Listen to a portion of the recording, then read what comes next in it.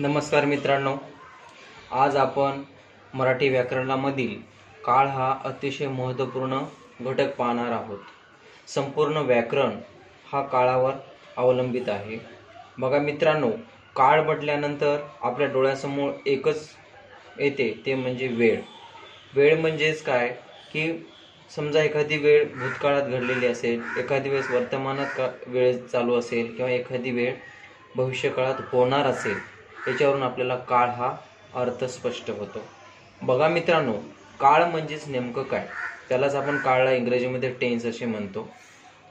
काळावर प्रत्येक परीक्षेमध्ये MPSC असो की नवोदय, स्कॉलरशिप, NTS या MTS अशा विविध प्रकारच्या शालेय परीक्षेमध्ये पण काळावर हमखास प्रश्न विचारला जातो। तर हा घटक समजावून घेत असताना सर्वप्रथम काळ म्हणजे काय याची व्याख्या काय असेल, तर काय सांगता येईल की वाक्यात दिलेल्या क्रियापदावरून, कशावरून, क्रियापदावरून जसा क्रियेचा बोध होतो व क्रिया कोणत्या वेळी घडत आहे याचा बोध होतो, त्यास आपण काळ असे म्हणतो। एक उदाहरण घेऊया की त्यावर आपल्याला व्यवस्थित काळाची व्याख्या आपल्याला समजेल। समजा तो आंबा खात आहे, असं एक वाक्य आहे। आता या वाक्यामध्ये सर्वप्रथम काळ समजण्यापूर्वी आपण उदाहरणाकडे बघूया। तो हा कर्ता असतो वाक्याच्या सुरुवातीला, त्यानंतर कर्त्यानंतर लगेच असतो कर्म, आणि शेवटी जे क्रियापद असते त्याला क्रियापद असे म्हणतो वाक्याच्या शेवटी। क्रिया म्हणजेच काय, क्रियापद म्हणजे काय, एखादी क्रिया चालू आहे, खाण्याची क्रिया या ठिकाणी चालू असल्यामुळे खात या शब्दाला क्रियापद असे म्हणतात। आणि सरासरी क्रियापद हा वाक्याच्या शेवटी असतो आणि आहे हा वर्तमान काळ दर्शवतो। बघा मित्रांनो, या ठिकाणी तो आंबा खात आहे, या ठिकाणी क्रियापदावरून जसा क्रियेचा बोध होतो। आता क्रियापद या वाक्यामध्ये खात आहे, खात असल्यामुळं की या ठिकाणी क्रिया त्याची खाण्याची चालू आहे। मग कोणत्या वेळी घडली, तर तो आंबा खात आहे म्हणजे तो आज वर्तमान काळामध्ये तो आंबा खात आहे याचा बोध होतो, त्यास आपण काळ असे म्हणतो। बरोबर, या ठिकाणी हे एक उदाहरण पाहिलेले। आता काही मित्रांना किंवा काही विद्यार्थ्यांना नेमकं कर्ता कसं शोधायचा, कर्म कसं शोधायचा आणि क्रियापद कसं शोधायचा असा प्रश्न पडतो। मित्रांनो, या ठिकाणी सर्वप्रथम कर्ता जर शोधायचा असेल, आपल्याला सर्वप्रथम जर वाक्यातील कर्ता जर शोधायचा असेल, तर क्रियापदाला या ठिकाणी शॉर्टकट लिहितो, क्रियापदाला कोण असा प्रश्न विचारायचा। म्हणजेच कसं, कोण खातो, कोण खातो असा प्रश्न करायचा, त्याचं उत्तर काय मिळेल, तो खातो। म्हणजे या ठिकाणी तो हा कर्ता आहे। या ठिकाणी कर्ता शोधण्याची ट्रिक्स काय आहे की प्रश्न काय करायचा, कोण खातो। त्यानंतर आपल्याला जर कर्म शोधायचं असेल, बरोबर, कर्माला पण आपल्या ट्रिक्स काय आहे की जो काही क्रियापद असेल दिलेल्या वाक्यातला, त्या क्रियापदाला प्रश्न काय करायचं की काय खातो, काय खातो असा जर प्रश्न विचारला असता, त्याचं उत्तर काय मिळेल, आंबा खातो। बरोबर, या ठिकाणी दिलेल्या वाक्यातील आंबा हा कर्म आहे। Clear idea. या ठिकाणी इथेच सर्वप्रथम क्रियापदाला प्रश्न विचारायचं, कोण खातो, तो खातो, म्हणजेच काय, तो हा वाक्यातील कर्ता आहे। त्यानंतर दुसरा प्रश्न कर्म शोधायचा आपल्याला दिलेल्या वाक्यातील, काय खातो, तर तो आंबा खातो। तर दिलेल्या वाक्यातील हा कर्ता, हा कर्म आणि हा क्रियापद आहे। ओके, तर चला आपण नेक्स्ट घटकाकडे पाहूया, म्हणजेच काळ आणि काळाचे मुख्य प्रकार किती आहेत आणि काळाचे उपप्रकार किती आहेत। बघा मित्रांनो, काळाचे मुख्यतः 3 प्रकार आहेत। पहिला प्रकार आहे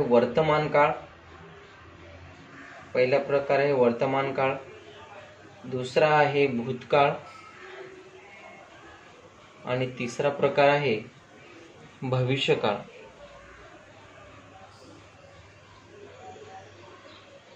या ठिकाणी तुम्हा सर्वांना अवगत असेलच। आता वर्तमान काळ म्हणजे काय, भूतकाळ म्हणजे काय आणि भविष्यकाळ म्हणजे काय हे माहिती होणं आवश्यक आहे। वर्तमान काळ म्हणजे काय, एखाद्या वाक्यातील क्रियापदावरून जर ती घटना किंवा ती क्रिया वर्तमान काळातच म्हणजे आज किंवा आत्ता घडत असेल तर ते काळ वर्तमान काळाचे असते.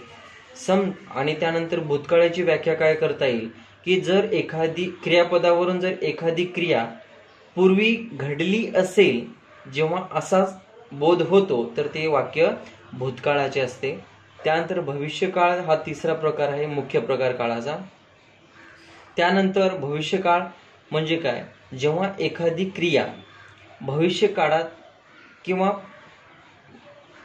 भविष्यकाळात घडेल त्याला आपण भविष्यकाळ असे म्हणतो.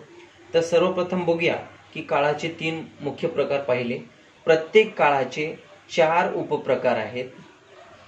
भूतकाळाचे 4 उपप्रकार, भविष्यकाळाचे 4 उपप्रकार आणि वर्तमान काळाचे असे 4 उपप्रकार आहेत.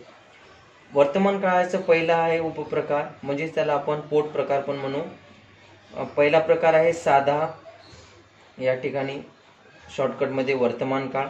दुसरा आहे अपूर्ण वर्तमान काळ. तिसरा आहे पूर्ण वर्तमान काळ आणि चौथा आहे रीती वर्तमान काळ.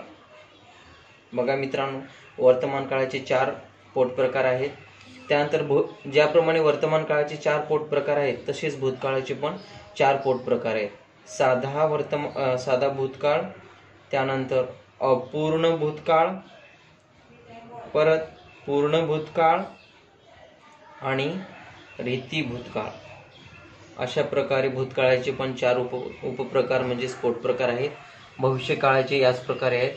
साधा भविष्यकाळ, त्यानंतर अपूर्ण भविष्यकाळ, त्यानंतर पूर्ण भविष्यकाळ आणि त्यानंतर शेवटचा आहे रीती भविष्यकाळ. तर चला मित्रांनो, काळ आणि त्याचे उपप्रकार आपण समजून घेऊया. सर्वप्रथम आपण वर्तमान काळ म्हणजे काय, वर्तमान काळाचे 4 उपप्रकार आहेत, पोट प्रकार आहेत, त्याविषयी माहिती घेऊ. आणि या प्रत्येक परीक्षेमध्ये अशा प्रकारचा प्रश्न देतो. उदाहरणार्थ, तो आंबा खाल्ला अशा प्रकारचा प्रश्न विचारला जातो. आणि या ठिकाणी खाली पर्याय दिलेले असतात. साधा वर्तमान काळ, त्यानंतर साधा भूतकाळ, त्यानंतर साधा भविष्यकाळ, त्यानंतर पूर्ण भविष्यकाळ. अशा प्रकारचे 4 पर्याय दिलेले असतात. त्यानुसार हा वाक्य कोणत्या वर्तमान काळाचा आहे की भूतकाळाचा आहे की भविष्यकाळातील कोणत्या पोट प्रकाराचा आहे ते शोधून आपल्याला टिक करायचे असतो. तर चला मित्रांनो, आता मुख्य पहिला प्रकार बघूया, वर्तमान काळ.